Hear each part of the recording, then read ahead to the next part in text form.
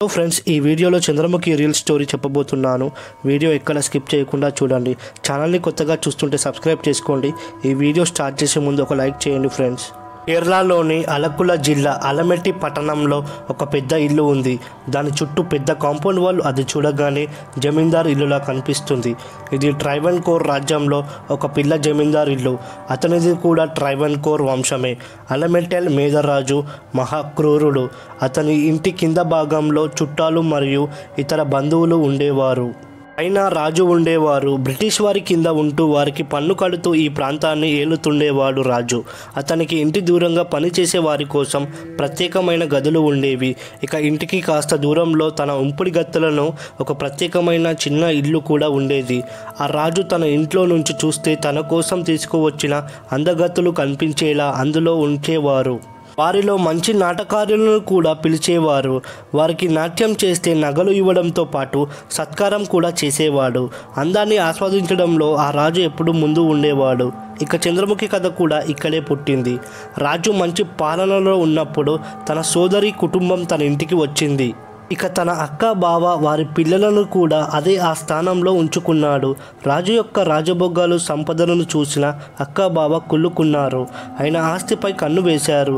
ఆయన ఆస్తుల్లో కొంత వాటా ఇస్తే తాము కూడా ఇక్కడే బతుకుతామని, ఎన్నేళ్ళుగా ఇక్కడ ఉండమంటావు అని రాజు అక్క అడగడంతో దూరంగా ఉన్న తన పెద్ద భవనంతో పాటు 1000 ఎకరాల భూమిని కూడా ఇచ్చాడు. కానీ చేతికి రూపాయి కూడా ఇవ్వలేదు. ఇక తన అక్క బావ పిల్లలు కూడా పెద్దవారయ్యారు. రాజుకు కూడా పిల్లలు ఉన్నారు. ఈ క్రమంలోనే రాజుకు వయస్సు మీద పడడంతో ఆస్తి వస్తుందని తన అక్క ఎదురు చూస్తూ ఉండేది. కానీ రాజు తన సమస్త అధికారులను పిలిచి తన ఆస్తులను మొత్తం కొడుకులను కూతుళ్లకు రాసి ఇచ్చాడు. దానిపై తన భార్య సంతకాన్ని కూడా పెట్టించాడు. ఎన్నెల నుంచి కాచుకొని కూర్చున్న తన అక్కకు ఆస్తి దక్కలేదు. దీంతో రాజుని చంపేయాలనుకున్నారు. మొదట రాజు భార్యకు స్లో పాయిజన్ ఇచ్చి చంపారు. ఆమెకి విషపూరిత పుట్టగొడుగులను చిన్ని ముక్కలుగా చేసి వ్యాధి తగ్గుతుందని చెప్పి కషాయంగా తయారు చేసి ఇచ్చేవారు. ఆమె కూడా రోజు తాగేది. దీంతో 3 నెలల తర్వాత మంచాన పడి ఆమె చనిపోయింది. రాజు ఒంటరివాడయ్యాడు. తన తోడు ఎవరు లేకపోవడంతో తన సేవకుడి 18 ఏళ్ల కూతుర్ని తన ఇంట్లో పెట్టుకున్నాడు. ఆమె రాజుని చాలా బాగా చూసుకునేది. కానీ ఒకరోజు ఒక కళాకారుడు రాజు వద్దకు వచ్చి ఆయన చిత్రం వేస్తానని చెప్పాడు. అప్పుడు రాజుతో పాటు తన పని మనిషి బొమ్మను కూడా వేయమన్నాడు రాజు. రాజు బొమ్మను 2 రోజుల్లో వేశాడు. కానీ ఆ పని మనిషి బొమ్మను వేయడానికి వారం రోజులు టైం తీసుకున్నాడు కళాకారుడు. తర్వాత పని మనిషి బొమ్మను అందంగా తీర్చిదిద్దాడు. ఆ రాజు బొమ్మను చూసి రాజుకు పని మనిషిపై మనసు పడింది.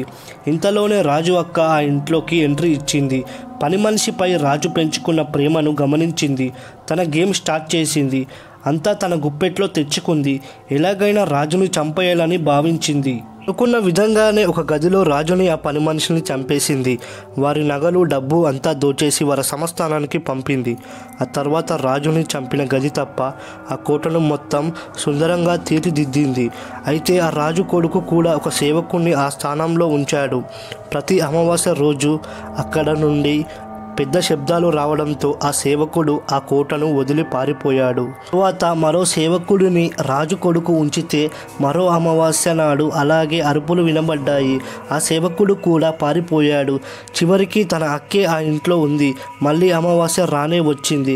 ఆ రోజు రాత్రి తన అక్క కూతురు ఇంట్లో ఉండగానే ఆ పని మనిషి ఆత్మ తన కూతురుని ఆవహించింది. అచ్చం పని మనిషిలాగా మాట్లాడుతూ ఆమె ఆ కూతురే ఆ రాజు అక్కను చంపేసింది. ఈ విధంగా ఆ కోటను నుంచి ప్రతి అమావాస్య రోజు శబ్దాలు రావడం జరుగుతుంది. దీన్ని బేస్ చేసుకొనే చంద్రముఖి సినిమా తీశారు.